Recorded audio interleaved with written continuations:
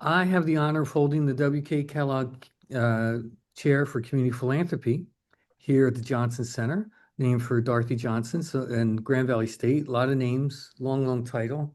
But the great thing about this job is I get to know and work with people like Asha, Mary, and Sara. Um, Speaking of which, they are our panelists. Um, Mary Thomas is the president and CEO of CFLeads that represents community foundations. The long name is Community Foundations Leading Change, and they've been an incredible force for advancing the field of community philanthropy through field learning, through peer learning, the events and the research that they do, just incredible contribution to the field. Sara Lomelín is the founding CEO of Philanthropy Together that represents um, giving circles and forms of collective giving. They've been around about as long as I've been in this chair, so about 6 years now. Um, and always, if you have one webinar to attend, you should attend one with Philanthropy Together. I've been on those, and they're always exciting, always engaging, always informative. And Asha Curran, who is the founding CEO, right, of GivingTuesday, which represents generosity movements and giving days. So for me, these three organizational forms are all practices of community philanthropy, and that's why we're calling this webinar Catalysts of Community Philanthropy, how community foundations, collective giving, and giving days strengthen civic life. Because we believe that philanthropy is an essential connective tissue that is essential to our civic health, our connection, and our well-being in facilitating our generosity and our relationships with each other. Next. And I published an academic article, which doesn't mean you shouldn't read it, where I identified 5 transformative principles of community philanthropy, which I think are some of the most important elements of community philanthropy. And number 1 is expanding the definition of philanthropy and philanthropists. And we've all been talking about this for a long time on this call, that you don't have to be old, rich, and want your name on a building to be a philanthropist. People who connect with each other, who help each other, who share what they have, all those folks, whatever economic status they have, with open hearts and open hands, reach out and connect and help each other. The second element is centering community leadership and local resources. So community philanthropy in general wants to center what's in the community, mobilize resources from those people within the community, which is typically a geographic area in the case of community foundations, but it can be an interest group, a form of identity. That sense of community comes in so many ways, our faith. And so we want to be very inclusive and really put in at the center of this community leadership. Third, as represented by our panel, community philanthropy operates across the spectrum of institutional forms. And we have 3 of the most important forms represented here today, as I've already talked about, and we'll talk about further. Then fourth, typically community philanthropy challenges hierarchical giver and receiver relationships. In this sense, it looks to democratize philanthropy so that power relationships are transformed into more horizontal relationships and that build trust and build connection. And then finally, community philanthropy aspires to reframe impact. Those of us from the nonprofit and foundation world, we often talk about impact in terms of KIPs, right? Key indicators. We talk about measurement. We want to know how many and what size, how much money is in the endowment, goes out the door. Instead, in community philanthropy, we want to revitalize, I would say, that sense of what matters and talk about agency and belonging and sustainability, because community philanthropy is very good at these types of impacts, but they often get overlooked because they don't often involve just dollars. So, we're good. Oh, I want to promote this. We have a brief commercial message from our sponsors. In about a month's time, we're going to have another webinar with 2 incredible historians, Dr. Dennis Dickerson, retired from Vanderbilt University, who is the official historian of the AME Church. And he's going to be talking about Bishop Richard Allen, and my friend Kathy McCarthy from CUNY. She's going to be talking about Rebecca Gratz, and I'm going to be talking about Ben Franklin.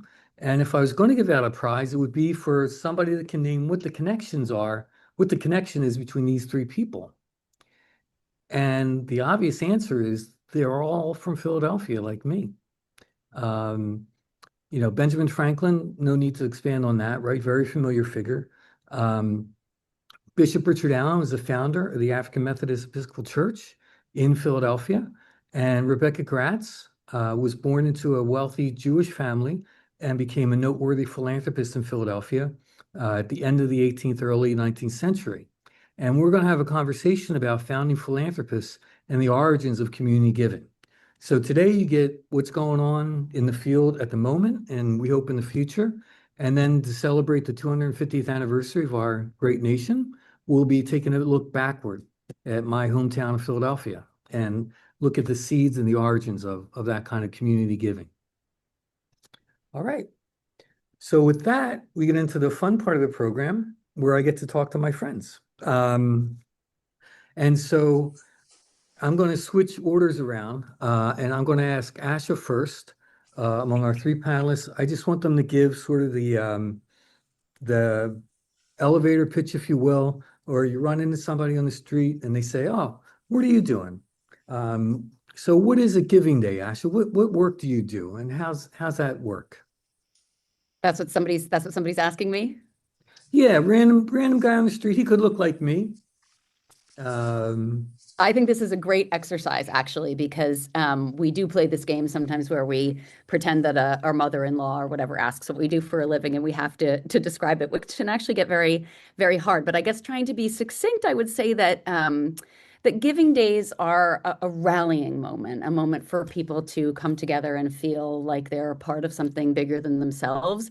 Giving always feels good, no matter what, but it really feels good when you know that you're doing something with other people, not just at the same time, and not necessarily focused on the same mission, but focused toward a better world and whatever action it is that each person wants to take. And I think Giving Days spark that kind of collective moment with an urgency. That's wonderful. It is odd that you looked at me and you thought of your mother-in-law. So I'm not going to explore that any further. No. So just going around the screen here, Sara, same kind of question. Imagine I'm your mother-in-law. You're my primo, Michael. Your primo. And yeah, I think the first circle. What do you do? Okay, well, that gets a little bit more complicated than Asha's Giving Day, because a giving circle. Oh my God, it's the $1 million question. But in its simplest terms, a giving circle is a group of people that have shared values that get together to create change. And they can be, it can be a very diverse group of individuals. They can be different ages, they can be different backgrounds, different faiths, different, ethnicities. But what gets them together is, not only that set of shared values, but also, getting behind a certain cause. It's a group that decides to pool their resources together. And when I talk about resources, I'm not only talking about financial resources. I'm talking about also, their time and their talent and their testimony and their ties. And they decide to pull it together and give it together. So with that, you multiply the impact, right? You will have more dollars, more time, more generosity. And you are also creating a sense of belonging, going to one of the 5 principles that you mentioned before that. It is creating that sense of community in this group. Yeah. Thanks so much, Sara. And my friend Mary, I'll do away with the whole in-law thing. Just imagine we've never met and had the pleasure of a conversation. And you tell me you work with community foundations, and I say, "Oh, what's a community foundation?" Well, thank you for that question. I would say to anyone who asks that a community foundation is for good forever. These are entities that live forever in perpetuity. And typically, you will find a community foundation who's focused on a primary area. They're really committed to their place-based work. We know that the first community foundation was started in 1914 by Fred Goff, who was a banker. And the early community foundations operated like a bank, a charitable bank. It was good work, but it's not all of the work of a community foundation. A community foundation at its best is when it's serving its donors and working in partnership and in community, working with the members of their community to address causes that the community cares about, be it education, housing, childcare, health, just a plethora of things across many, many different areas of interest. And the Community Foundation is fueled by its donors and partners and anybody who really cares about leaving the next generation better than they found it through their own charitable giving. Mary, thanks very much for that. And so what we have are three important vehicles for community philanthropy. And you can get in any of these vehicles, and they're going to take you a long way in igniting, acting as a catalyst for generosity, for giving and connection in your community. And so I'm going to take another round and dig a little bit deeper. And I'm going to go in the same order here. So Asha, why is it that community philanthropy is so urgently needed right now? I think broadly, when things feel like they're falling apart, community is the most important and the most productive place to focus. It's the place where we exercise our agency, the little power we might have. We exercise it locally and express our care for one another. Collective giving is also an antidote to helplessness. So I think when the scale of things that are wrong or that are scary is so big, which it is right now, right? That's a very natural response to feel like, what can I do? I don't have a tremendous amount of power or capital. What can I possibly do? But when we link arms with others and we make our voice and whatever it is that we're giving multiplied, that makes us feel less helpless. So communities that are generous and connected are more resilient and healthier by every metric, including that they're less polarized. And generosity at the community level, this is the good news, is so robust. It's just about making sure as a sector that we have in place the infrastructure to make that generosity endure. A little bit more granularly and kind of considering context, in 2025, overall giving actually ticked up slightly to 65%, slightly ahead of 2024. Trust in people and nonprofits held fairly strong. Both negative and positive press coverage still help with awareness and giving. But what's really strained is the information ecosystem. So we don't live in a digital environment that is a public square anymore. We live in very specified little algorithmic bubbles that do not necessarily spread good ideas widely to different kinds of people. So only about a quarter of people even trust their preferred news source, which is really not their non-preferred, but their preferred one. And so as media keeps fragmenting, it gets harder to sustain that kind of broad social cohesion. So again, we go down to the community level where that cohesion is actually very strong and has the potential to be much, much stronger. So I think we've underinvested in this, in civic infrastructure and generosity infrastructure as a sector. And that's sort of why we're in this urgent space right now. But there's a lot of real possibility and a lot of hope. And Asha, thank you for that very eloquent response. I'd be remiss if I didn't point out that Giving Tuesdays, I think since its inception, has taken the notion of data and understanding the importance of numbers and quantifying impact very seriously. And the data commons is just such an incredible contribution to the field that anyone in the field that has a thirst for data and knowledge, that's where that thirst is quenched. Absolutely. Sound like I'm making another commercial message here. No, But, I appreciate it though. Yes. yeah, and we've been partners and we've worked closely with Woodrow and the team, and very grateful for that. Yeah, it's the data commons at this point is really a sector-wide effort. It is such a broad collaboration. Yeah. And that's a central pillar of what we understand by community philanthropy, those kind of Well, connections. it is also because part of the Data Commons mission is not just to measure money, right? We're very invested in measuring generosity in all of its forms by the most expansive definition. I don't think you can know what inspires generosity if you think of generosity as only giving one thing. Yeah. And yeah, thank you, Asha. Yeah. So I'm going to invite Sara. I'll ask a little different question. What makes community philanthropy distinct from traditional philanthropy? Sometimes we call it big philanthropy or institutional philanthropy. What's distinct about community philanthropy for you? I feel, Michael, well, and first of all, I need to give we need to do another advertisement for today. Today is Together Tuesday. And it's a great, effort from Giving Tuesday and Be the People for, to have another day to celebrate the 250 birthday of the US.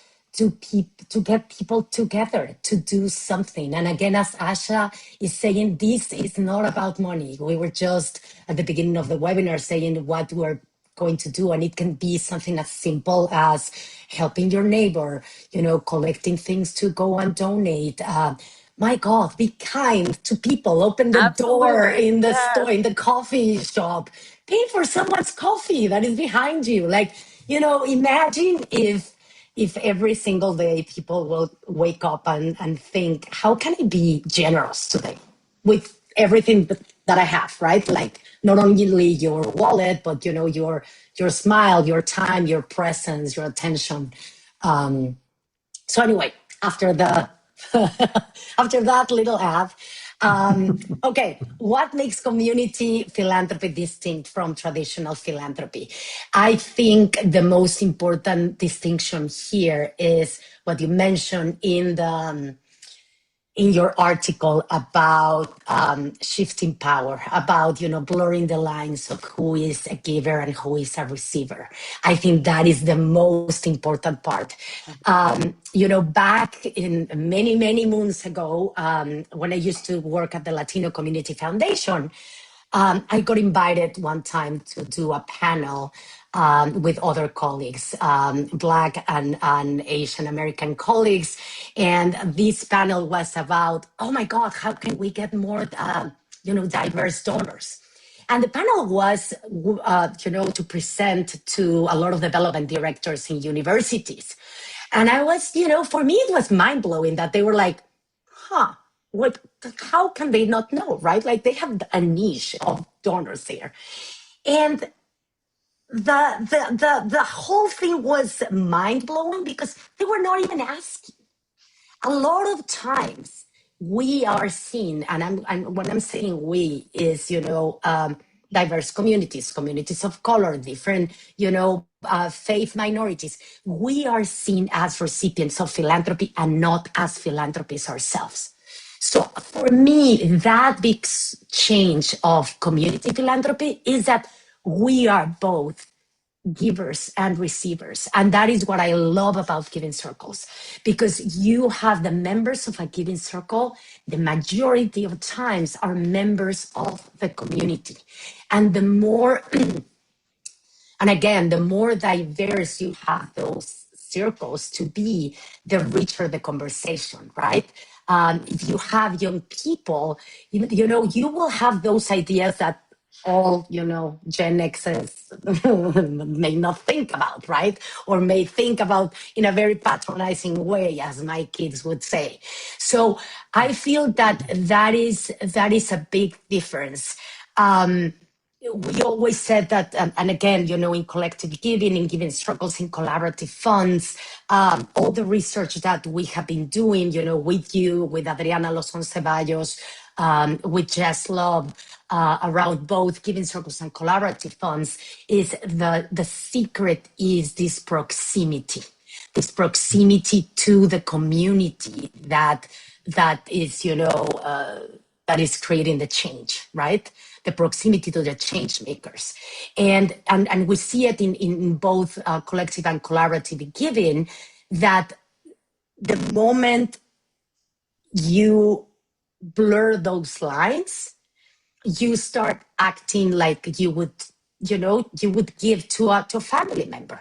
And again, as Sasha was saying, right, why it's important right now, because it makes us feel less alone. And that is what we all need, to feel less alone, less polarized, to feel that we can go outside and be a community again, a neighborhood again, a family again. So for me, that is the main change, the main distinction between the two. Again, thank you so much for that beautiful response, Sara. Really appreciate that. And that idea of proximity and creation of community. And that leads me very elegantly, thank you, to my question for Mary, which is, how do we know when community philanthropy is successful as it's measured by members of that same community? And Mary, I'd like to give you a little push in the direction of talking about civic health. Because I know my work with Sara, we've really delved into why people join giving circles, what the benefits are, that sense of agency that they get.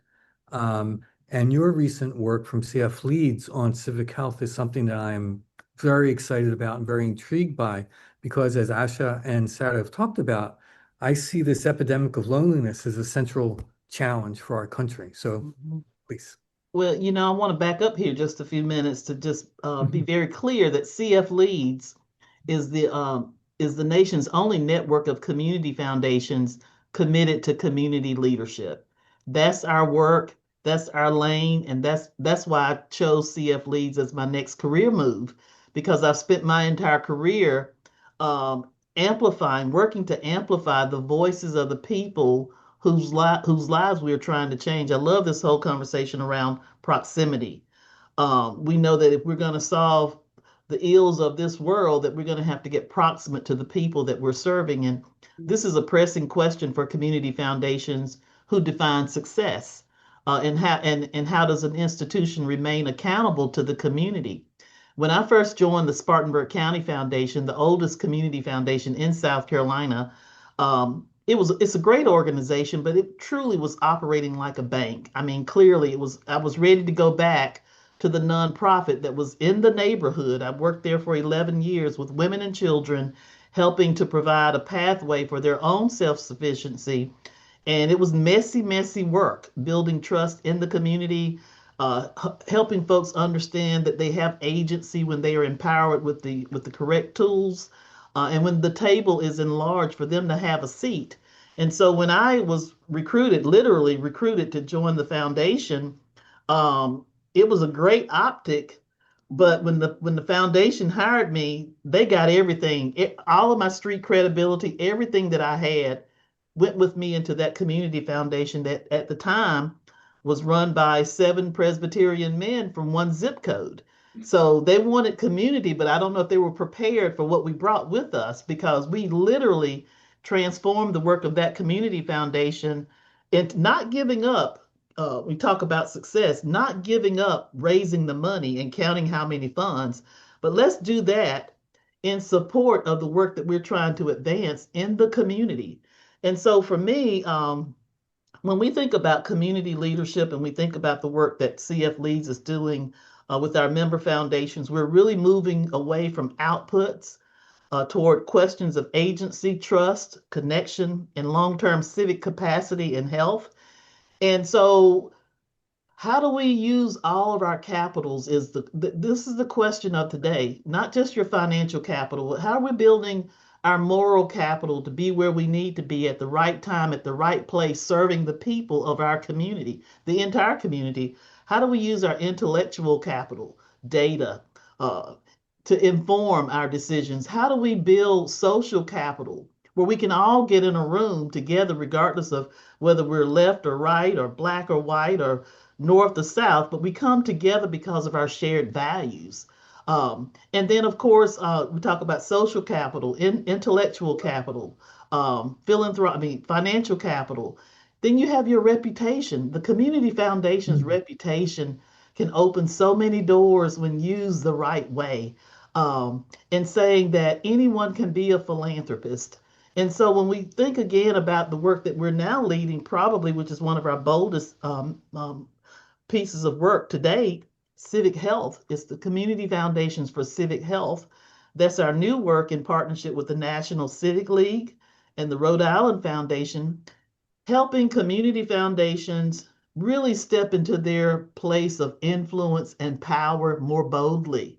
We're living in these polarized times, and folks can't even have a conversation too often without inserting uh, their strong beliefs about what's happening in the world, which we don't deny. But at the same time, how do we ensure that the least among us, or even that person who really cares about the least among us, has a voice in how we're building community? Community Foundation for Civic Health is not about one particular political persuasion or ideology. It's about how we come together around a set of shared values to advance our community, whether we're talking about housing, education, child welfare. The issues don't belong to us, it belongs to the people. And I know it from personal experience here in Spartanburg. I risked my entire career on this idea that when you empower the individuals who are living in these place-based communities to have the tools and the resources and the opportunity to become engaged, that great things can happen. We have graduated in Spartanburg over the last 20 years, almost 600 individuals who are now leading as mayor, city council, county council. They show up everywhere, fully empowered to be an active member of our community. And this is the work of a community foundation. We see it happening in St. Cloud, Minnesota. We see it beginning to happen all around the country where people understand, as Brian Stevenson would say, proximity matters. And again, just a wonderful, wonderful response, and such a thorough, really enriching our understanding of community foundations and the role, their potential, their amazing potential in our communities. Now, I said we were going to take questions from our attendees today halfway through. We were halfway through, and I'm going to keep my word. I'm going to start taking some of these questions and sharing them with the panel. The first one that really popped for me is, what are your thoughts and experience with community philanthropy and younger philanthropists? Now, the person who asked this said 18 to 35, for example. I'm really curious about that under 18, the high school level, even secondary and elementary school. I do have an answer in my back pocket, and I'm going to give another commercial message to a colleague, but I'll wait and let you guys go first. Anybody who wants to go first? I'll take it. Oh, Go ahead, Asha. No, You no, no, go. please, please, please. I'll follow you. When they said youth, I'm like, wow, that's an easy one for me. I know that's a meaty topic. Yeah. A young boy by the name of Adam Apia. His father's a nephrologist. His mother, they're from Ghana. They moved to the Americas maybe 25 years ago. This young boy went to the local private day school and reached out to me to ask if I would be his mentor. I thought it was spam, but after I did my research, he was for real. Showed up at my office with his khaki pants on, blue shirt, pen and paper, and he talked about this initiative that he wanted to do called 20 Time, where their teacher told them to spend 20% of their time in the community doing some charitable work, and the balance of their time, 80%, would be spent with their education. And so he asked me if through his own research, if I would be his mentor, and I agreed to do that. One, because he was serious. When he came to me, he said he wanted to raise $10,000 for the Boys and Girls Club. And in my philanthropic, professional mind, I'm thinking, yeah, right. How's he going to do that? Well, I had to get rid of my cynicism to hear him out, and he had already raised about $4,000 because of his birthday. He told his friends, "Don't bring me money for my birthday. Give me money for this cause." He was going to put on a celebrity basketball game. And for those of you who know basketball, you probably remember Zion Williamson, who was a star athlete who now plays for the New Orleans Pelicans, went to this private school with him. And I said to Adam, if you get Zion to agree to play basketball and be on your team, I'll get the local celebrities. And we did. We got all of the celebrities, preachers, school teachers, the mayor, all of these people. We showed up at the Spartanburg Day School one particular April 17th. Auditorium was jam-packed. and he raised over $10,000.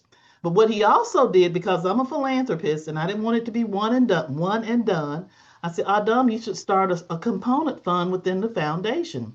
So he opened up a fund with his remaining dollars. And over the last, he just graduated from Duke. Over the last 10 years, this kid's fund has amassed over probably close to $100,000. He has his own youth board that does the work while he's in college or in Asia or wherever he is. His group is still meeting, and they continue to have this celebrity basketball game every year, and they're giving grants out to charity within this community. So this is young people, and if you don't know, you can Google ball number 4 good and see their work. But this is what happens when people give young people an opportunity and believe in them and create a pathway for their dreams to be realized. Yeah, and take that impulse seriously and channel it, right? Thank you, Mary. That's a fantastic, fantastic story. Appreciate that. Asha, you were really jumping out of your seat there too. Yeah, we think about this subject a lot lately. I just really enjoyed that story that Mary just told. It's really beautiful and heartwarming. Giving Tuesday skews really heavily toward younger generations, and for reasons I think are pretty obvious. It's open source. There's not a lot of rules. They can engage on their own terms. That's kind of Giving Tuesday's whole point, regardless of the age. But I think that the younger generations expect to engage on their own terms, right? They know that that's what they want. They're not going to pick it from a menu of options.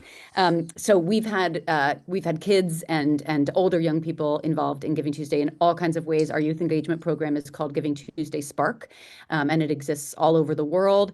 And we recently did a report in partnership with GoFundMe on Gen Z giving, and it was just incredibly interesting. Whenever I hear people wringing their hands about the supposed lack of generosity of the younger generations, I'm just baffled because it is just not what I see. I assume that kind of reaction comes from just not recognizing the expressions of generosity because they're different. They're the separate generation or separate 2 generations.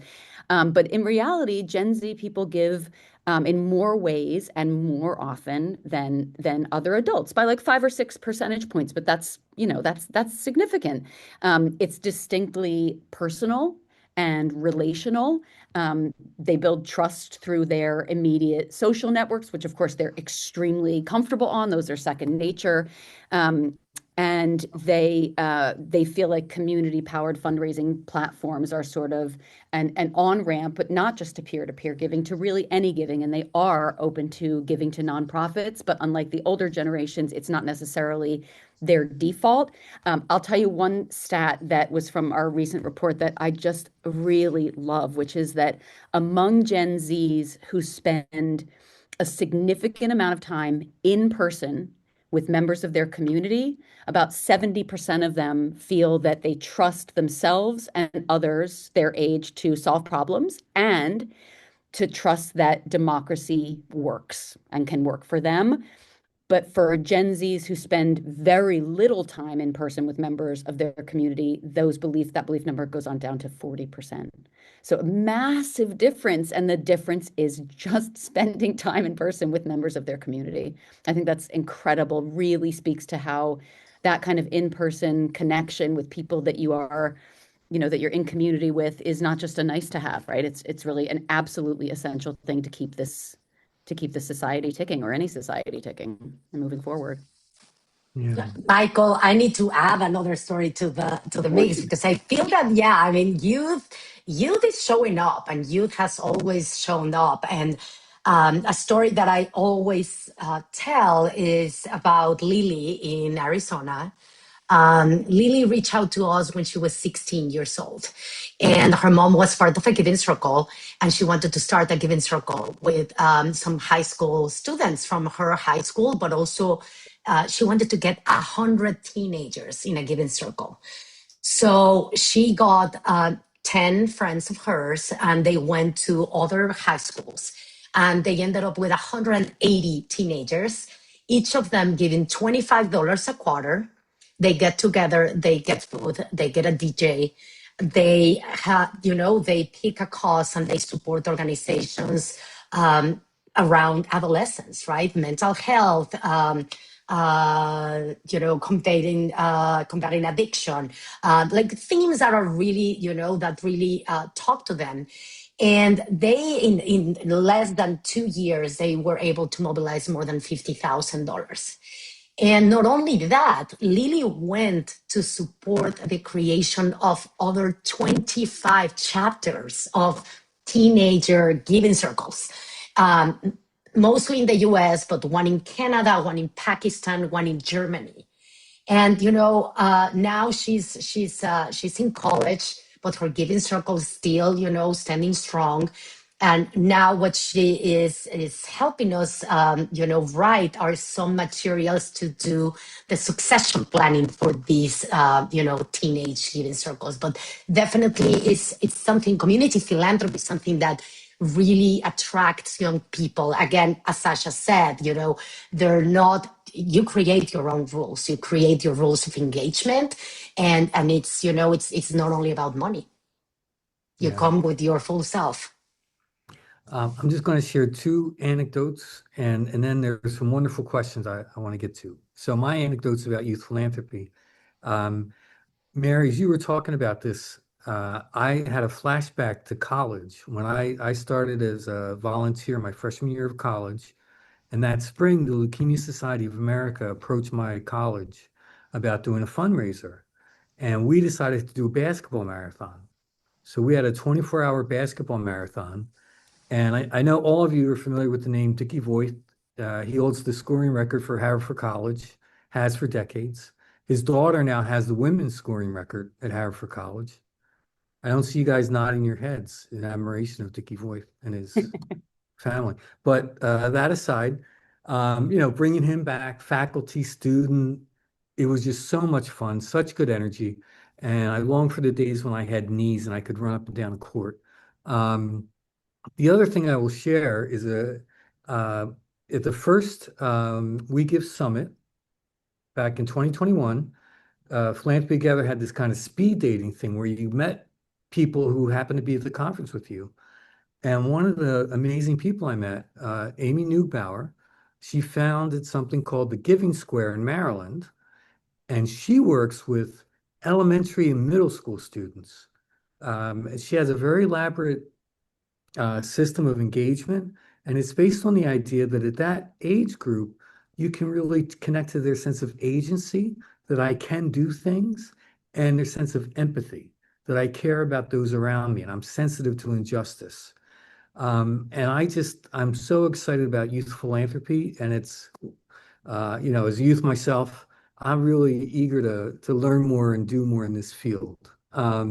So the questions, I'm going to switch the order. This is a question for Sara. With the political environment as it is, with these restrictions on language and expression around personal identities, has this changed the way you conceptualize giving circles? And when you think about identity-based giving circles and cause-based giving circles, any differences that kind of rise up for you about those different kinds of connections and sense of community and how they manifest and support? The beauty of giving circles, Michael, is, again, you invent your own rules, right? When you know one giving circle, you know one giving circle. So there are many, many different types of giving circles. We have not seen any change, even with the political environment, not only here in the US, but all over the world. On the contrary, we are seeing, more people coming into giving circles, more people joining existing giving circles. And there, as you know, in the research, and thank you, Jose, to add in abundance research that we did with Michael and Adriana to the chat, but we saw that, right? Like, giving circles are a perfect way for people to join spaces where they feel part of a group, but also giving circles are perfect to build bridges across differences. So I feel that what we're seeing here, and it's, for me, it's incredibly important. People that participate in collective giving groups feel more equipped to share ideas with people that they disagree with. So, listening to different perspectives. We always say that, giving circles are these schools of democracy, right? You always come with something to learn and or something to share, and you leave with something learned, right? You learn to hear different perspectives and to change your opinion, because in a given circle you may come with an idea saying, oh my god, I really wish this organization gets a pool fund, and maybe after the discussion with your fellow giving circle members, that is not going to happen, and you have to be okay with that. Because the moment you're joining a group, you're putting your individual decision making, in the back burner for the decision of the group. So for me, we have not seen any backing off or saying, oh my God, we're not going to have these types of groups. To the contrary, I think we see more and more giving circles of all types getting started. Small, large, ethnic based, identity based, but also cross class, cross race, cross faiths, which is, at the end of the day, where we want to go, right? That it's really a community, and it's really community philanthropy. And I have always had, an issue with the inclusion word, because, for me, inclusion means when all of us are part of, not just, the certain groups, but with all of us feel that we can be part of the group. And we have not seen any backing off. Yeah. Thank you for that, Sara. And as a result of this work and being around these enthusiasts of giving circles, I joined a giving circle here in Grand Rapids myself, called Guys Who Give. And it's not because I was shamed or embarrassed into it. It's because I was really motivated and loved the model. So I want to put that rumor to rest. Asha, the next question. This person writes, I love Giving Tuesday, especially the data commons. Is there a particular statistic related to community philanthropy that has stuck with you, and one that speaks to how Giving Day strengthens civic life? You've shared one about Gen Z, but I want to give you the opportunity to share another here. Well, first of all, thank you, Jose. I also love Giving Tuesday, and I'm so glad to hear you love it too. But it's so unfair to ask me to stick to one data point, but I will really try to stick. Maybe I'll give you two.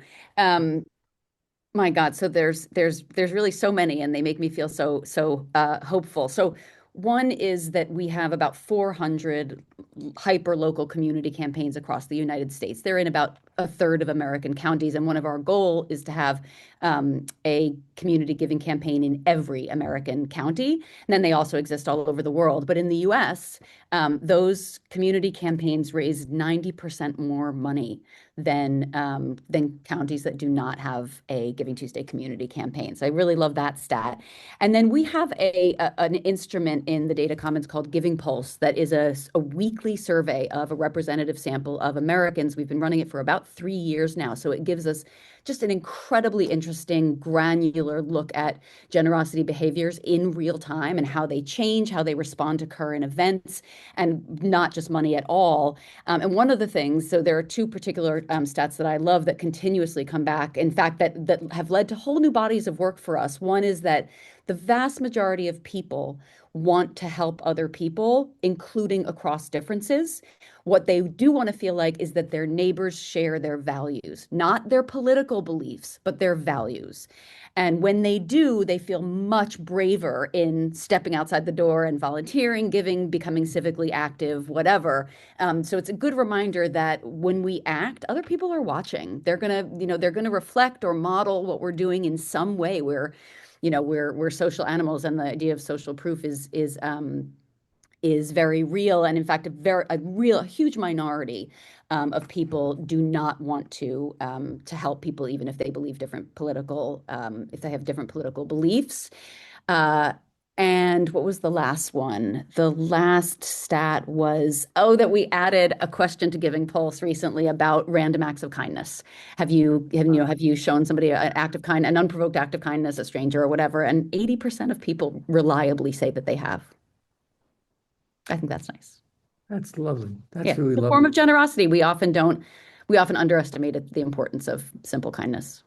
And you reminded me of my senior thesis in philosophy, Aristotle's insight into how important friendship and community is to building shared values and forming moral action. So Absolutely. And it thank you really, I again. think, resonates with one of your transformative principles about obliterating this hierarchy of the haves and the don't haves, when we see that real generosity is just about we're all in this together.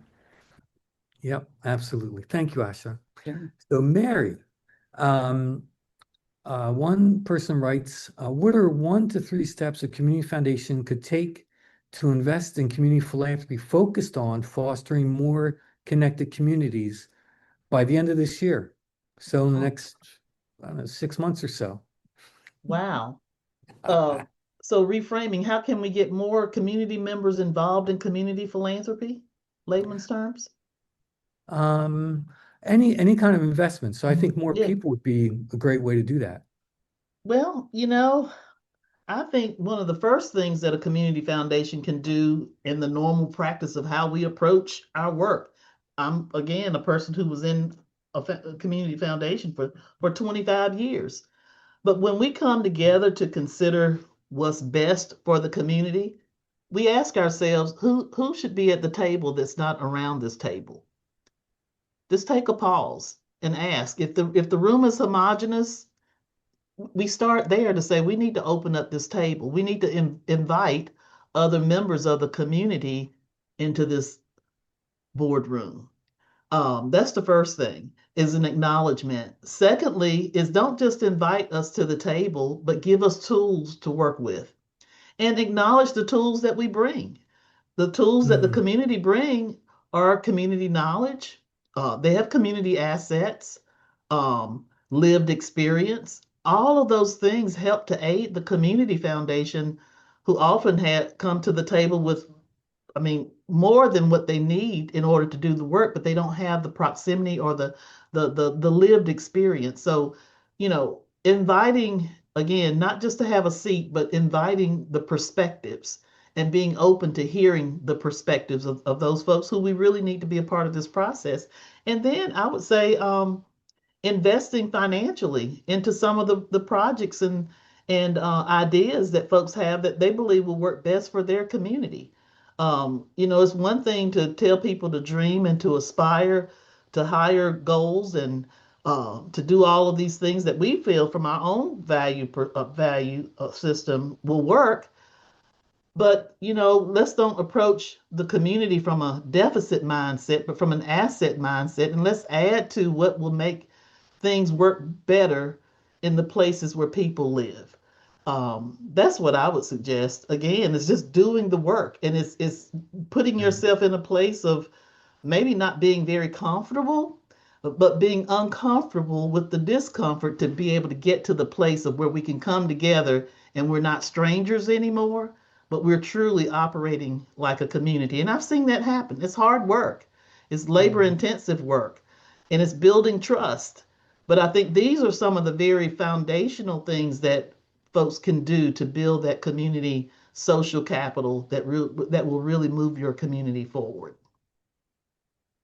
Thank you for that, Mary. Appreciate that insight. There's one last question that I am sure we can get to. And I'm going to ask because I want to allow you some time for sort of closing reflections here. This is pointed to Mary, but I want Asha and Sara to also chime in on this. So the question for you, Mary, is how can community foundations encourage and support more everyday giving, rather than just larger DAF holders and Mhm, larger donations? And what strategies can bring more everyday givers inside of a community foundation? mhm. So You you can know, start it, and then I want to go to Asha okay. and Sara to add in. Okay, I think one of the ways we can encourage folks, anyone can be a philanthropist is to meet the community where they are. Maybe a individual can't give $10,000, but they can give to the community fund. They can give any amount. The community fund is $1, $5, $10. Meet the community where they are, and that begins a practice and a behavior shift to say I can be a contributor right where I am, and it could be also where you invite members of your own group to it's almost like the giving circle model, but a group of us could give. So it doesn't always have to be the traditional form of philanthropy. Let's get innovative about how we invite people in so that anyone can truly be a philanthropist. And we've seen this work again in capital campaigns, in annual campaigns where groups come together. It's not a giving circle, but it is a group with a common goal of saying we want to be known as philanthropists, and they do it together. Yeah, wonderful. Asha, you want to chime in? Sure, from I guess a slightly different perspective. So from the perspective of nonprofits, you're so right that there's a growing and really concerning trend of nonprofits raising more money from fewer people, so that they're really pursuing high income, high net worth people, and it's so understandable why. First of all, like it's not like that's a criticism, but the effect of it means that there's not a broad base of everyday giving support. And sometimes building that base starts way earlier than asking people for money, right? It might start by building community among young people, and then think about how that audience is going to be supporting your mission as they get older and probably quite a bit wealthier as well. So more relational fundraising, more building of community, and not just among the, it tends to be that nonprofits think about, the nonprofit, the funders, and the beneficiaries. But there's a whole world of other people around there who may feel very passionate about the mission. So creating lots of points of entry, meeting people where they are. One reason that Giving Tuesday worked is that it didn't set any kind of minimum threshold of what you had to do to become involved. And it was really, truly on your own terms. And look how that resonated, right? So I think that specific strategy can be followed in a lot of different ways. Totally, Asha, and I totally agree with you. And also, I would encourage more community foundations to, start giving circles, to host giving circles. That is like the perfect way to, create a culture of philanthropy in the community. We have seen it, especially in places where the community foundation is super small, right? Like there are a group of volunteers in the community getting that community foundation started. The great way to get it started is, as you said, Mary, and just said, Asha, is just getting a group of people together and creating a giving circle there. I mean, back in the day, in my days at Latino Community Foundation, back in 2012, when we started the first Giving Circle, it was with the idea of diversifying our community, right? Getting more people engaged with the foundation, getting more people to support the grantees that the foundation was supporting, and just in my mind, because I was just starting in my career as a fundraiser, in my mind I was thinking, how can I go and ask a large foundation or a corporation to support us if I cannot show that my community is supporting us, right? So I think a perfect way to create a culture of philanthropy in the community is a giving circle. Well, that's a big surprise. My friends, I see we have 3 minutes left. So no, we go to 1:15, 2:15. See, that's why I need Emily here We do. to facilitate this. Now, some of you might have to hop off. I'm looking at Ash's face. Whatever. No, it's okay. Okay. Well, we'll kind of close it out when the conversation kind of comes to a natural conclusion. Sara, there's a question about giving circles. Can you talk about community philanthropy within an organization? how would a giving circle within an organization work if it just raises dollars for that organization and not the whole community? Great question. So it is a nonprofit. It is called a nonprofit-led giving circle, or friends of this nonprofit giving circle. And the idea again is, and especially in moments like this that we're seeing not only in the US but all over the world, a lot of small grassroots organizations losing their funding, right? Because big P philanthropy has been a little frozen lately. It's a great way to diversify your funding. It's creating, a group of your community members as a giving circle. And the way you can give agency to that group is, among different projects. Even if the whole pooled fund is going to come to your particular organization, you can let the group decide between different projects. Or different, ideas, or, you may be in a scholarship organization, so they may be funding scholarships.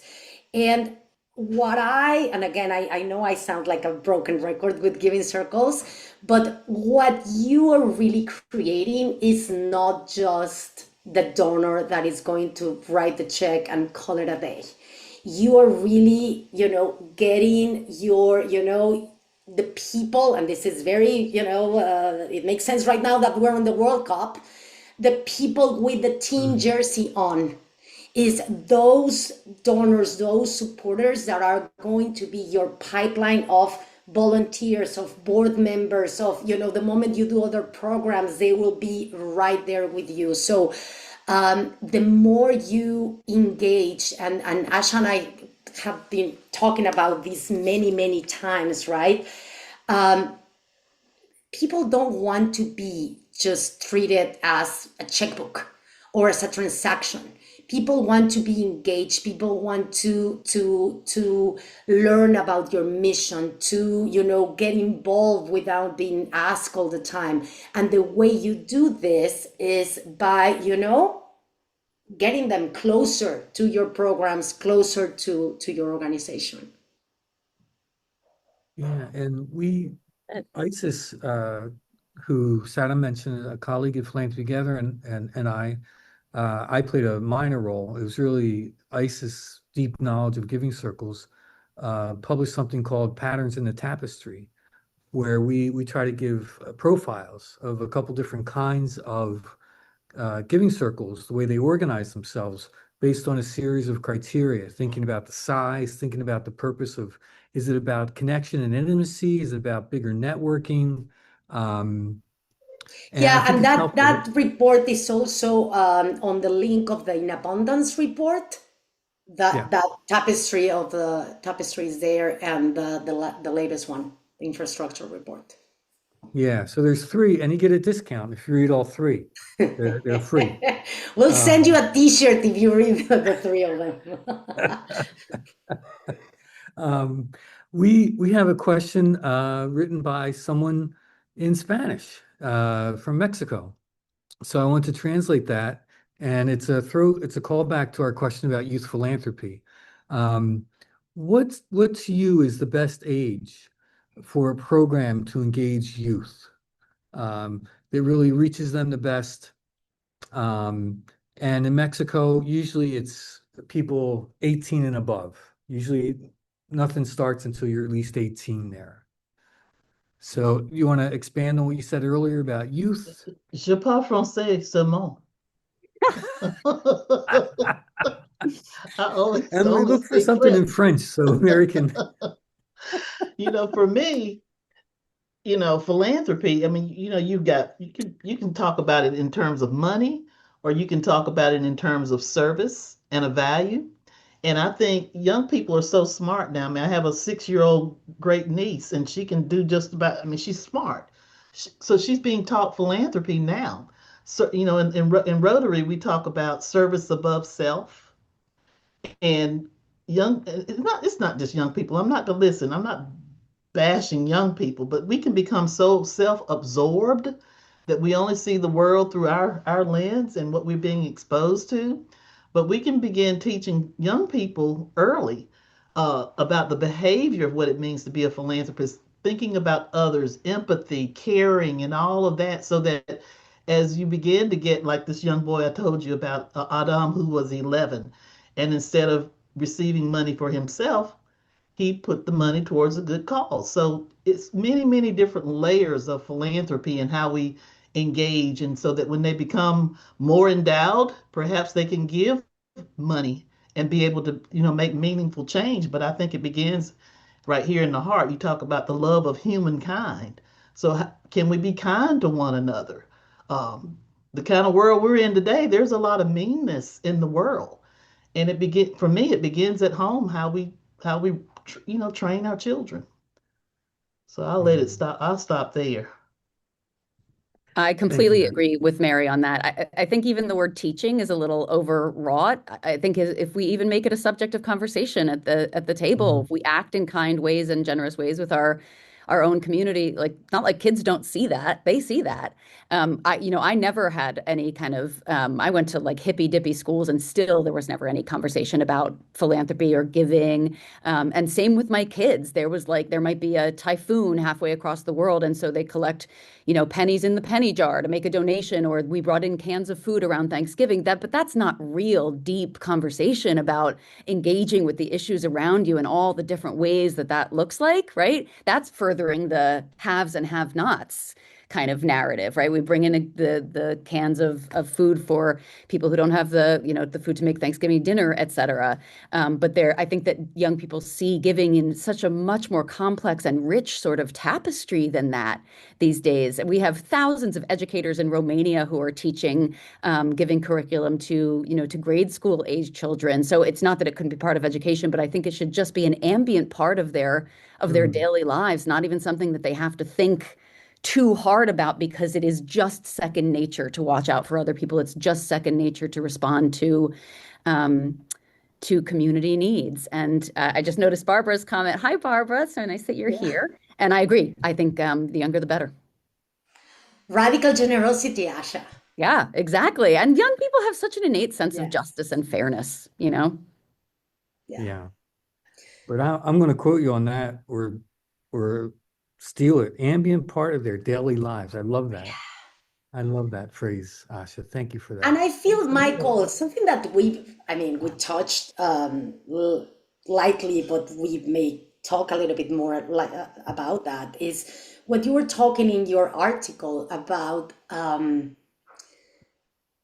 generosity and, community philanthropy as part also of agency and Yeah. civic intent, and, just what it means to be, a good neighbor, a good, community member. So I feel that a few years ago at the Generosity Commission, right, we were talking about this, generosity crisis, what is happening. And at the end of the day, what we saw is that community philanthropy and, everyday givers and, radical generosity is important not only about mobilizing money, that's great, but it's about, again, attacking isolation, polarization, lack of engagement. We cannot be numb about that. We need to involve more regular people and everybody and their moms if we want to have a stronger, stronger communities, a stronger democracy, stronger civic participation, period. Yeah. Yeah. There's a question for you, Sara, about giving circles. How can you create more diversity in giving circles when there's a minimum donation requirement? Great. Tactical stuff.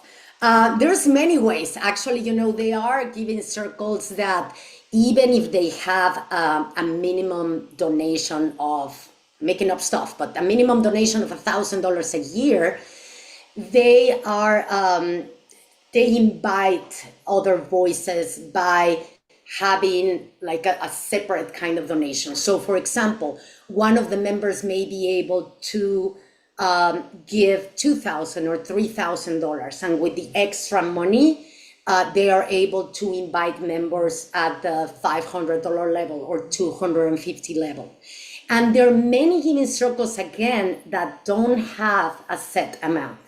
There's a beautiful giving circle in New York called the Rat Fund, and they describe themselves as a group of friends who like social justice and dancing together. That's on their website. So they started getting together because they like to dance together, and they also like social justice.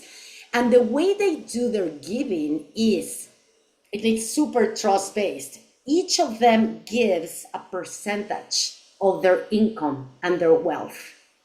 And of course, imagine the trust that exists in that group of friends, because no one is asking to see everybody's, tax returns, in April.